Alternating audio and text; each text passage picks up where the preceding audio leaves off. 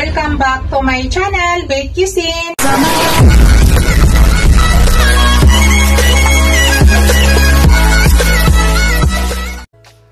Hello guys, today's video guys, i-share ko lang sa inyo, magluluto ako ng kinamatisang maya-maya na isda. Ito po yung olo po yung gamit natin guys. Ito po yung aking maya-maya. Ito po yun guys, pinakat ko lang po siya ng ganyan. Linis na yan guys. Ako po ang naglinis niyan. Yan. Ito guys ay yan. Ihalo ko po yan guys. Yan. Masarap yan guys. Nilalagay ko yan. Kayo ba guys ay naglalagay niyan. So ito po yung ating maya-maya heat guys. Ito po yung lulutuin ko. Lagyan po natin ng maraming kamatis kasi ang version natin ngayon is kinamatisang maya-maya. So ito po yung aking kamatis guys. Tapos ito maglalagay ako ng siling haba, white onion, at saka sibuyas dahon. Yan. Tapos gagamit din tayo mamaya ng asin. Tapos gagamit ako ng ground black pepper kasi i-marinate muna natin dito sa asin at saka ground black pepper bago natin mag-start ay pagluto. At saka gagamit din ako ng patis. So, ipakita ko sa inyo guys kung ano na ang ginagawa ko. So, ito, unahin ko muna ang paglagay ng asin. Nakakatulong po yan guys bago natin siya lutuin. Nakakatulong nga patatanggal yung lansa. So, yan po yung unang ginagawa ko. At least kahit mga 15 minutes, marinate natin siya guys. Para mabago kasi lagi na lang yung nilalagyan natin ng pangpaasim. Mas masarap yung natural na asin niya, yung galing sa kamatis lang. So, i-massage nyo lang guys para ma-spread yung asin. Pinili ko pala to sa supermarket guys. Ito ay mahigit 1 kilo. So, ang kilo nito is 295. Mahigit 1 kilo po ito guys. Ang laman nito ay nasa 800 plus. So may laman naman din siya guys. So yan ang ginagawa ko. Tapos maglagay po ako ng ground black pepper. Nakakatulong po yan matanggaling lansa guys. Yan. Tapos imamassage lang din natin yan. Yung aking palang ground black pepper guys ay puro yan. Kasi yan po ay buong paminta. Tapos ako na po yung nagdurog, biniblend ko siya. Ginagrind ko siya. Ako na pong nagrind yan. Yan. So i-massage lang natin guys. Tapos hayaan lang muna natin. Yan. Nakakatulong po yan na tatanggal yung lansa guys. Promise. Yun po yung gawin nyo muna una.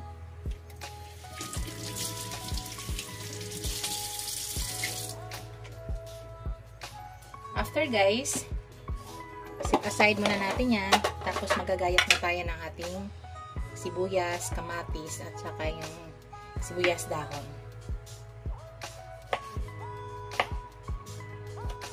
Ganyan lang po ang paggayat ko guys. Hinahalo ko po yung buto. It's up to you guys kung ayaw niya ihalo. Sa akin gusto ko ihalo.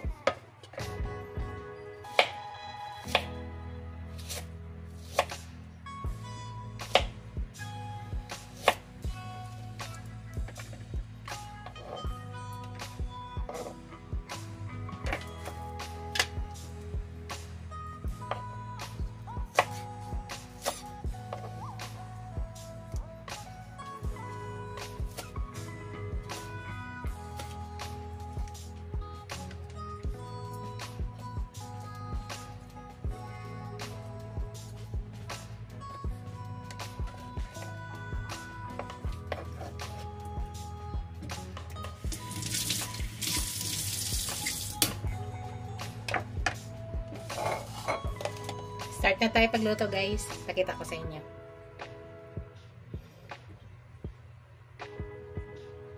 Yan guys, nag-init na po ako ng pan.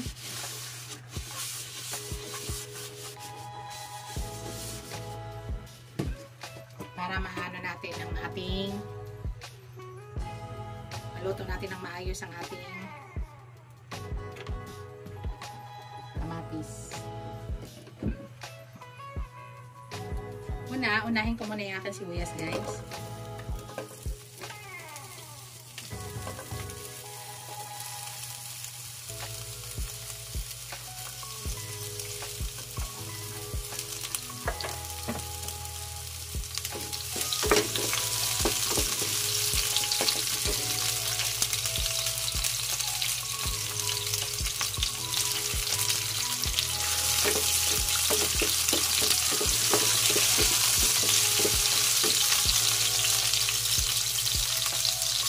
Sunod, ilagay na natin yung ating tomato.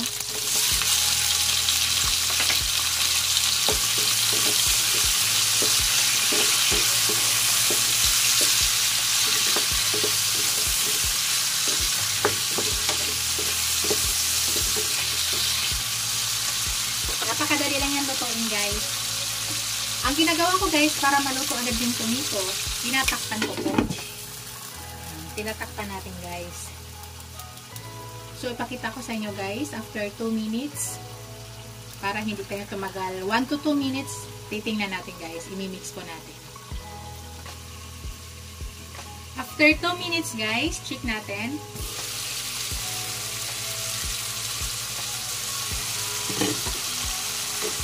So, pag tinatakpan siya guys, nakakatulong po siya nga nadudurog agad po yung ating kamatis. Mas masarap dito guys is durog na durog. Kasi yun po yung magpapaasim sa kanya at saka tintan. Ito po yung nagdadala ng sarap. Kasi yung version natin ngayon ay pinamatisang maya-maya.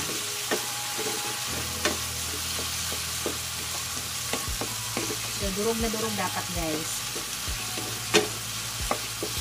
Shoutout pala sa aking mga channel members, aking mga subscribers, mga viewers, silent viewers, supporters. Maraming salamat guys sa walang sawang suportan niyo sa aking channel. Hindi ko na po kayo isa-isahin guys. Alam niyo na po. Maraming salamat po sa suportan niyo guys. So, sana po kayo magsawa. Saka makiusap po ako guys. Don't skip ads guys. Kasi pag ako nanonood sa mga video nyo, pag alam ko monetize na yung channel nyo, hindi po ako nag-skip ng ads. Please don't skip ads guys. Ito yung tulong natin sa ating mga kapwa vlogger. Maraming salamat po. Nakita nyo guys, durog na durog na. Wow. Sarap.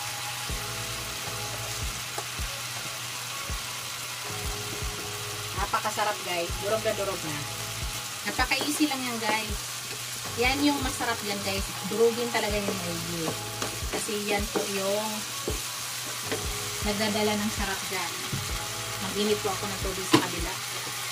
Maglalagay po tayo mamaya ng tubig. So, initin na natin para mayroon na tayong ano.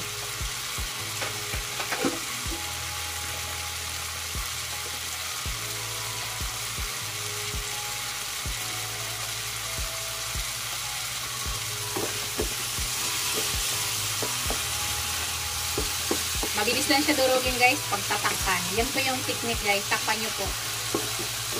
Para mabilis lang po siya madurog. Tapos ngayon guys, pag ganyan nakadurog, ilalagay ko na po yung ating fish. Yan guys, so sinasama ko po yan. Ilalagay na natin yung ating fish.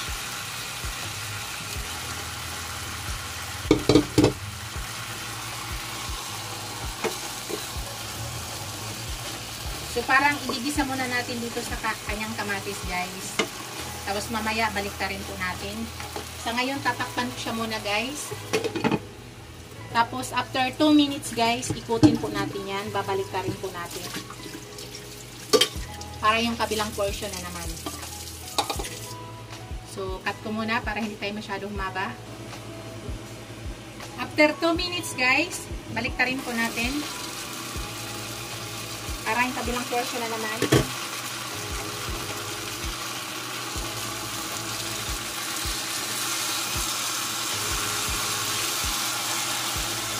Ingat lang po para hindi nadudurog. Makapal ang balat nito guys. Ayan.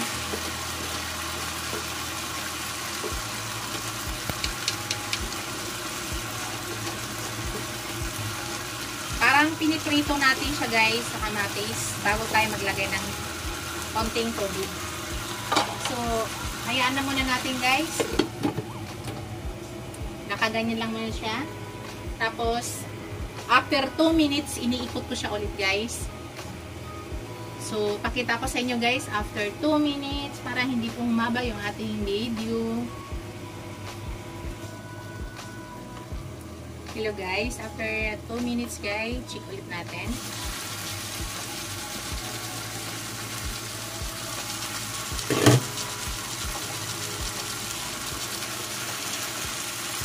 So, ganun nangyari sa kanya guys. Ikutin ko lang siya ulit guys. Yan, itong iba hindi na. Ito na lang yung makakapal. Ito hindi na. Yung ulo na lang guys ang ikutin natin. Kasi yung isa okay na. Yan. Dito guys, naglalagay na po ako ng patis.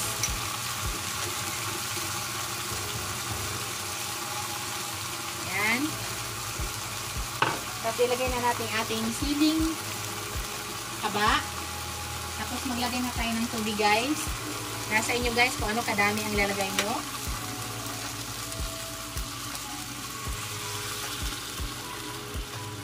Yan, sa akin tama na yan.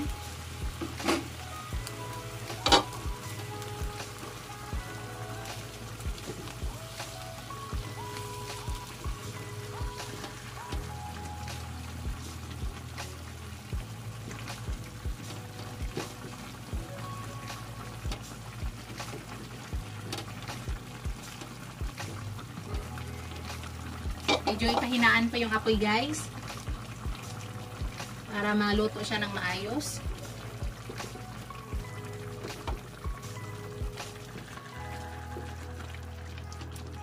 Tatakpan muna natin guys. Mamaya titimplahan natin ulit. Titingnan natin kung ano pang idadagdag natin. So ngayon nakaganyan lang muna siya guys. Mahina po yung apoy guys. Naka-medium lang po yung apoy natin para dahan-dahan po naluluto yung ating isda. So, after 2 minutes guys, pakita ko sa inyo ulit.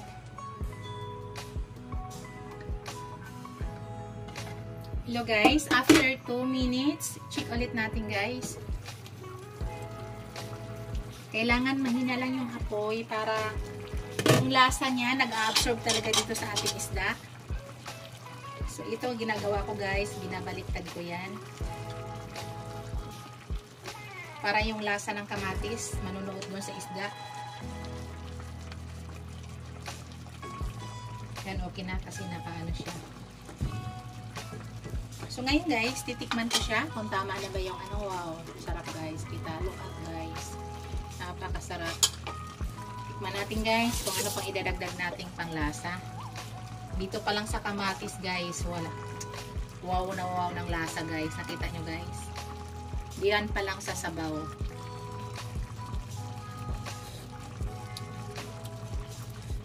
Sarap guys.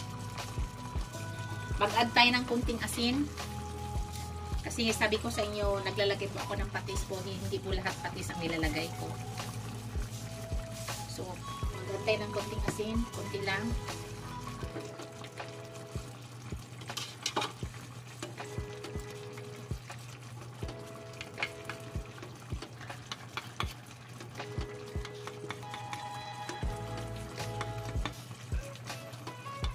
Ganito lang kadami ang sabaw guys. Kailangan maluto ang isda dito sa kamatis na ating pinalambot na higit. Dandahan lang para hindi po naduduro ang ating fish.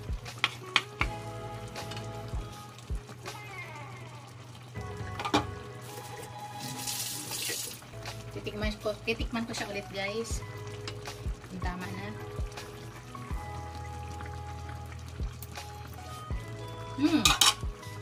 Tama ng lasa guys. So mag-add tayo guys para maluto talaga ang ating isda. Kasi makapal yan. Mag-add ulit tayo ng mga 2 minutes. 2 to 3 minutes guys. Takpan muna natin. Tapos may ilalagay tayo niyang pinakalas natin. Yung ating sibuyas dahon. Pakita ko sa inyo mamaya ulit guys. Hello guys. After 2 minutes again guys. Tingnan ulit natin. Wow. Yan yung gusto ko sa sabaw niya guys. Nakita niyo yung sabaw guys. Kamatis na kamatis na. Yun. So, ang lapot na guys. So, ito guys, ay luto na to. Tingnan natin. Oh, luto na guys. Luto na yung ating fish. Tingnan ko nga, balik pa rin natin. Kasi makapal to guys. Yun, luto na. So, enough na siya guys. Lalagyan na natin yung ating natirang sibuyas dahon. Nakakadagdag to ng bango.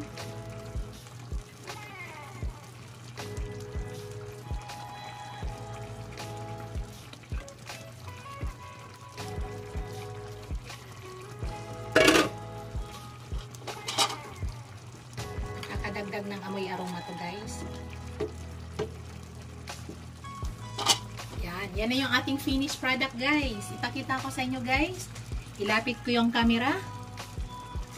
Yan na po yung ating finished product at patayin na po natin. Pakita ko sa inyo guys. Hello guys, ito na yung aking finished product. Ito na yung kinamatisan na ulo ng maya-maya. Yan na po guys. Ready to serve na po. Nakita nyo po yung sabaw guys.